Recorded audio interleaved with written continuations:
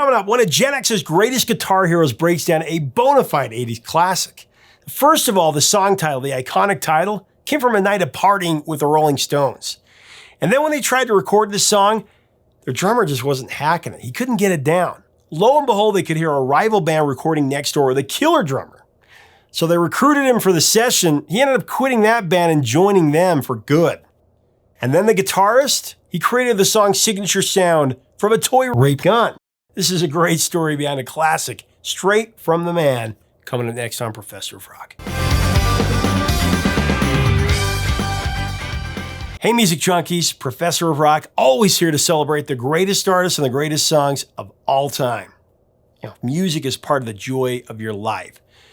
The soundtrack to your existence, and you want to know the stories behind those songs straight from the artist, make sure to subscribe below right now. Click the bell so you never miss out. Make sure to check us out on Patreon as well. That helps us keep this a daily channel. So it's time for another episode of our series Revelations. This is where featured artists reveal rare stories about their greatest songs and their greatest albums. Information you really won't find elsewhere. We go very, very in depth here. And today we're going to go in depth with 80s guitar legend Steve Stevens. Billy Idol's right-hand man, still his right-hand man. This is on a song they co-wrote that made us want more, more, more. I'm talking about the top 10 smash Rebel Yell from that classic album of the same name.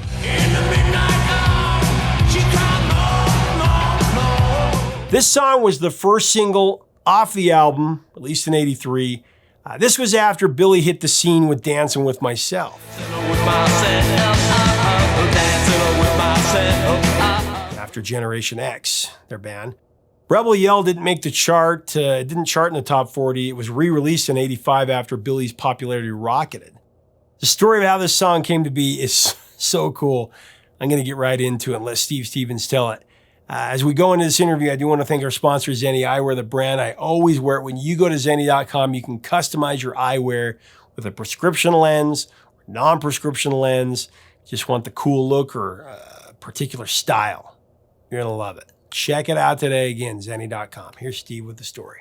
You wanted to raise the bar, and that ambition led to, as you've been talking about a little bit, Rebel Yell, title track for the next record released in 1984. A huge music year. I mean, one of the biggest years in music.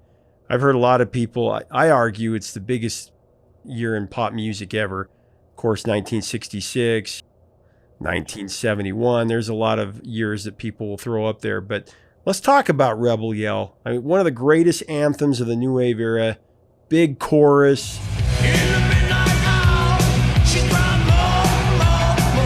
The music is what makes that track so powerful. Tell me about that, because the music came first, right? Well, it actually came together at the same time. We went in to rehearse for that album. And Rebel Yell wasn't a part of the first initial batch. We had things like Eyes Without a Face.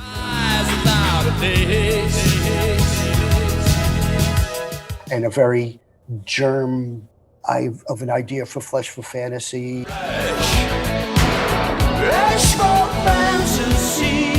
We had Blue Highway. We're gonna ride on the Blue Highway. But not Rebel Yell, and we went into Electric Lady Studios, and Electric Lady is on 8th Street in New York. And when I was a kid, I went to school in Manhattan, and me and my friend would cut school and go to the movie theater for $1 next to Electric Lady, where they were playing like Song Remains the Same and the Jimi Hendrix movie and Yes songs and The Who, Kids Are All Right, all these movies, rock movies, and you could see like 3 or 4 of them in a row. And I always thought, wow, one day I'll be in that studio next door. I'll be able to just go in, let alone record there. They'll let me in. We're in Electric Lady, and it's the guitarist's dream to be in the studio Jimi Hendrix built, and the vibe was incredible and great engineers, and so we needed some more tunes, and we just kind of like demoed up Rebel Yell in the studio. It was just another one of those where things just are like, they just work. Anytime you have to labor on a song, you don't have a winner. You know, you can't make it into something that you can come back to it later and go, you know what, that verse was really good from that song. Let's put it with this other thing. But if a song is not working as a whole, if you don't have the chorus, sometimes you have to move on or whatever. But Rebel Yell was not that case. And I remember Billy had gone to Ronnie Wood's birthday party, and we had the music. You know, maybe he had hummed the verse, you know, like a scat melody or something. Came in and goes, let's put up the tape for that. I think I have the title. I was at the Ronnie Wood's birthday party, and they were drinking this stuff called Rebel Yell. Oh, that sounds good. Yeah. And I think within the hour, he had all the lyrics. And one of the things we always did with Billy Idol stuff is we knew that there was going to be dance remixes done. So we always put 32 bars in the middle of something, whether it was just groove. We weren't quite sure what we were going to do with it, but we were going to do something because we needed extra music for remixes and things like that. So that's how that whole I Walk the Ward bit came about in the middle of that. Same with Eyes Without a Face. I walk the wall to you, baby. These were sections where we were left to experiment and see what we could come up with within the context of the song. A million times to you. But then we ran into the problem of, the drummer that we had at the time, we didn't feel it was quite nailing what we were hearing in our heads. Great drummer, but wasn't quite kicking our ass yet, you know. So, but we knew we had the tune, so we cut it to a Lindrum, which we had at that time. Our producer Keith used to program it. So we said, well, let's at least move the song along, use the Lindrum, and then it actually sounded quite good with the Lindrum, you know. But we knew we needed real drums. Okay, we brought in a couple of drummers and session guys, and this ain't working, this ain't. And then down the hall at the studio was this band Scandal, who was recording.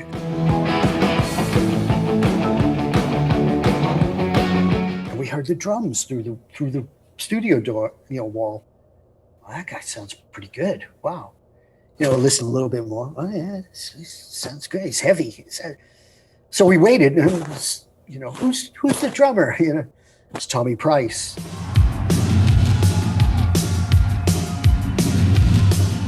So we ended up getting Tommy, and he joined the band. So you know, he was such an important part of, you know, that record that I said, man, you got to go out and tour this. I mean, come on, look what you've done. Look what you created with us.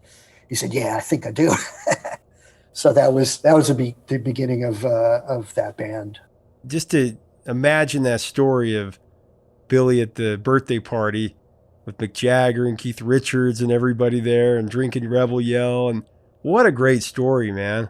I know that Billy's told the story. He said to Keith and Ronnie or something, he said, you know, the stuff we're drinking, yeah, you guys don't have a song title named after it. And I guess one of them said, nah, we wouldn't. You know? He always goes, Street Fighting Man, Rebel Yell. Nah, we didn't. Billy went, right. Okay, good. Well, you came up with a very interesting, really cool intro for Rebel Yell. It sounded like fusion of electric guitar and keyboard. Just such a gripping intro.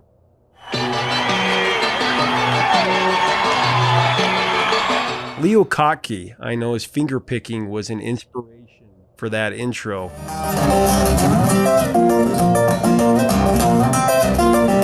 Well, there's no keyboards on the intro, and it's all guitar. Interesting. Yeah, it's only one guitar track. Kind of sounds like some keys in there. That's cool.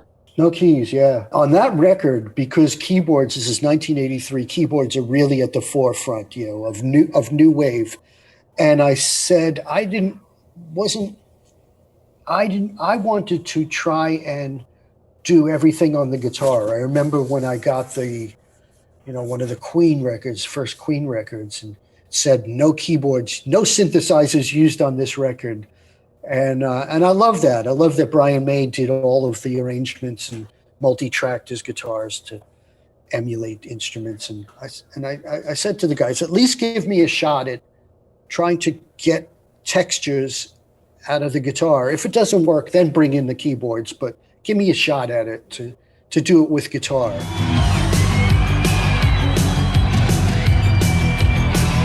And in most cases it worked. And but you know, I had such a strong background in playing folk music and finger picking style, and I tried to utilize some of that. And you know, that was something that I felt was unique to my playing that maybe a lot of other guys didn't have in their back pocket. You know, because my pride and joy is really sitting with an acoustic guitar. I still love it, and I feel that whenever we write a song, it always starts on acoustic guitar. If you can make it work that way, then you know you've got something. Whereas if you have to rely on all the technology and stuff, then chances are, you know, you don't really have a great song there. So that, you know, so acoustic guitar has always played a role in the Billy Idol stuff. Eyes Without a Face is acoustic based.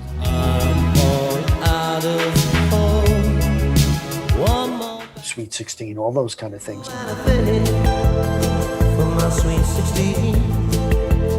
Yeah, the intro was definitely influenced by this kind of syncopated finger style thing that I had gotten from listening to Leo Kottke. Adam Reeder, the Professor of Rock here. Don't miss the next Professor of Rock live show on Saturday, July 16th at the Eccles Center in Park City. An exclusive evening of story and song with Lou Gramm, the voice of Foreigner. Lou Gramm at Professor of Rock Live, sharing never-before-told stories and performing Foreigner's biggest hits. Get your tickets for Professor of Rock Live at parkcityinstitute.org. Professor of Rock Live with Lou Gramm, the voice of Foreigner, July 16th at the Eccles Center in Park City, presented by the Park City Institute. Well, and how was your guitar solo influenced by Chuck Berry and Steve Howe? Because I read that was an influence as well. I love the solo.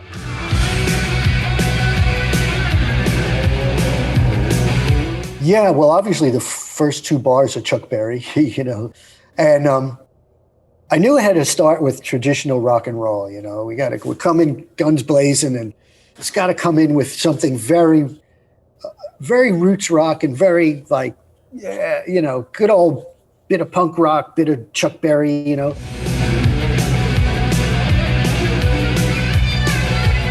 But from there, the idea was to have something other than just notes, and actually the real influence on that was Tommy Bolin.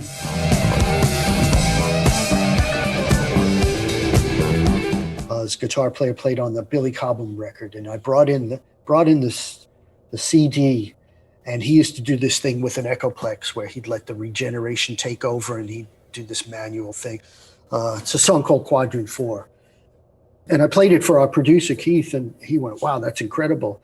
I said, well, I don't want to do that because he's done that. And I said, but we need some sort of sound effect that takes your head off, like, what the hell is that? But it has to come from the guitar. And at that time, I was collecting toy robots and toy ray guns and things like that from China. And there was a store in New York that was actually open 24-hour toy store down in the Village. And I used to go there after the sessions and go and get toy robots and things like that. I was home. I was living in the basement of my parents' house, had a black and white TV.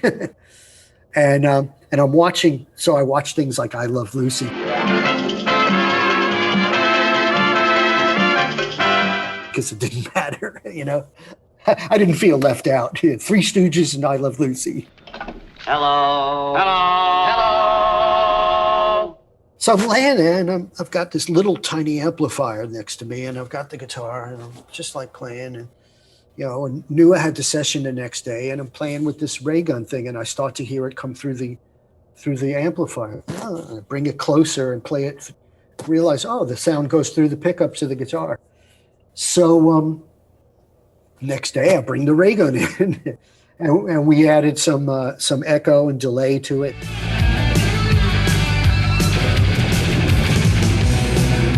That's how it came about. The ray gun effect. Yeah, yeah. I mean, you're such an acclaimed guitarist, but it's not pointed out enough. You're a multi-instrumentalist as well. I mean, not only did you play the lead guitar parts on Rebel Yell, you also played bass, keyboards, synthesizer. Not so much on that record. We had Steve Webster, who was a bass player. We sought him out, and so we had a really great bass player, and then Tommy Price at that point. So there was no need. I only play bass when there's a necessity to do it. I've worked with so many great bass players that I don't need to go near the instrument. But a lot of times I'll lay down the bass as a guide to move the song along, and then in some cases it ends up being the final thing. On my own records, I play bass a lot. There's a certain. Sometimes it's a very cool thing that happens when the guitar player plays bass because the parts really lock in together. Sex Pistols record is a great example of that. Steve Jones playing bass and guitar.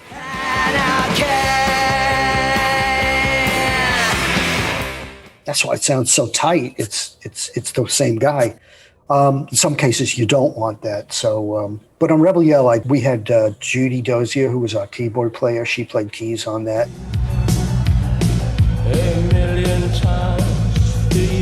And then a couple of session guys. So I really just played guitar on that record, and I was happy to just play guitar. Yeah, that's interesting. I read somewhere that you had. That's good. We like to settle the urban legends that are out there. Yeah, the album afterwards I played bass on, Whiplash Smile. Yeah. Well, the guitar part, speaking of the arrangement of Rebel Yell, the guitar part right after the first chorus, guitar breakdown, after the second chorus.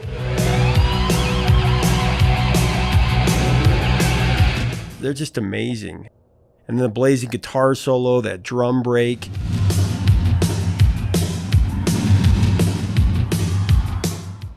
When you were arranging that song, was it something that just kind of came natural, or were those things where you sat down and said, well, let's do this with you and Billy? How did you kind of put that together? Well, I think, early on I wanted to emulate the guitar players who arranged their guitar parts as opposed to guys like Eric Clapton. It's usually just one guitar, certainly with Cream.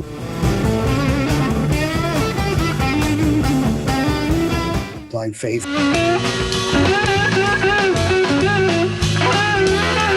He'd play his guitar and then that's it, and brilliant. Same with Van Halen. You don't want to overdub on Eddie Van Halen. It's you're capturing, like Miles Davis. So you don't want to multi-track. Those guys, that is their inherent style. I come from the school of looking at the song as something to paint a picture on, like some of the more progressive guitar players, or John McGee from, as I mentioned, in the Banshees.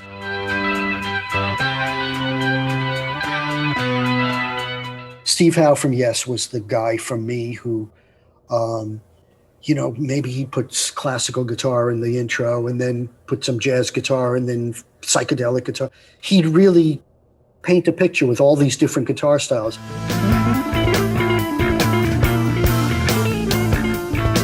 And that really appealed to me, and that was Jimmy Page as well.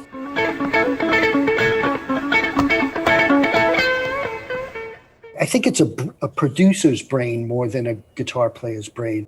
You're looking at the song as how can you embellish it no matter what style of guitar or whatever, and that's really how I look at songs, and, as opposed to like I said, the one guitar track. Rebel Yell does that so well. It's just peaks and valleys, like you said, and it just keeps building. And then you come back down, and Billy's echoes on that song, the vocal echoes, are so great as well.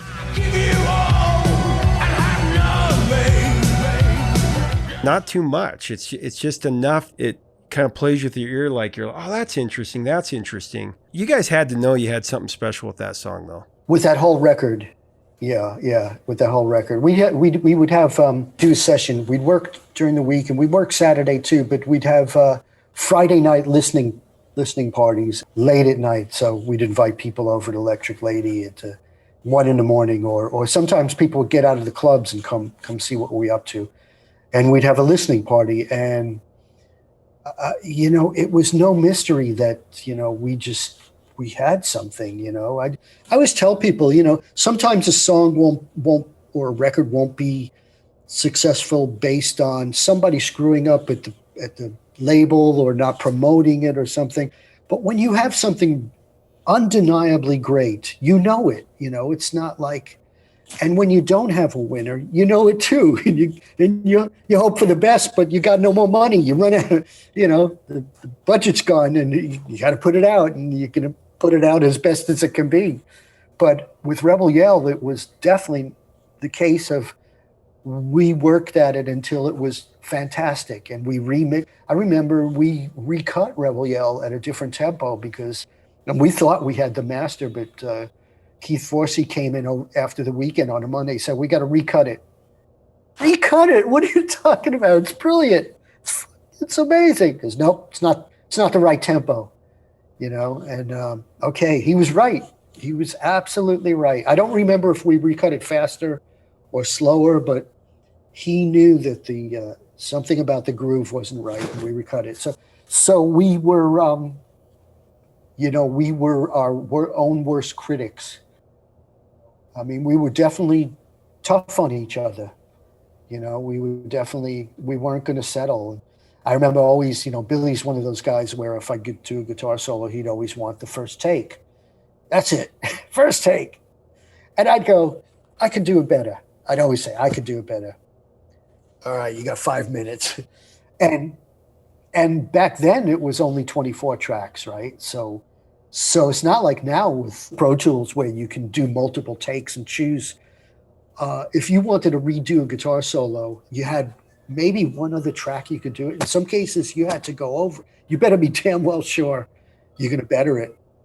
And Billy would always not let them erase my first take. And you know, 5 minutes would go by, 10. I'm still, and he'd go.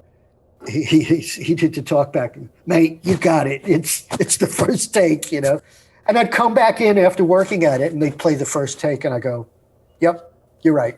You know? That's awesome. Final thoughts on Rebel Yell. We were beautifully oblivious to the success. We started the tour in a van, just like the previous tour. You know, we loved playing that music for the audience. It was energizing, and we had a really hot band. And then, you know, after a couple of months on the road, the venues are getting bigger. Okay, we're playing some theaters now, not just small little clubs. And then we got to Los Angeles and we played Santa Monica Civic.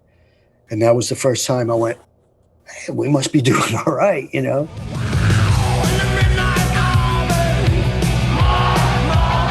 Hey, thanks so much for watching. Leave us a comment about Steve Stevens and Billy Idol and this 80s classic, Rebel Yell. You got to tell us, what are your memories that are tied to it? Let's have a good discussion. If you like our videos, we do invite you to subscribe below, and make sure that you also look us up on Patreon. We have some really cool new content coming up there, and that helps us to do more interviews and keep it a daily channel. Until next time, 3 chords and the truth, my friends. Talk to you soon.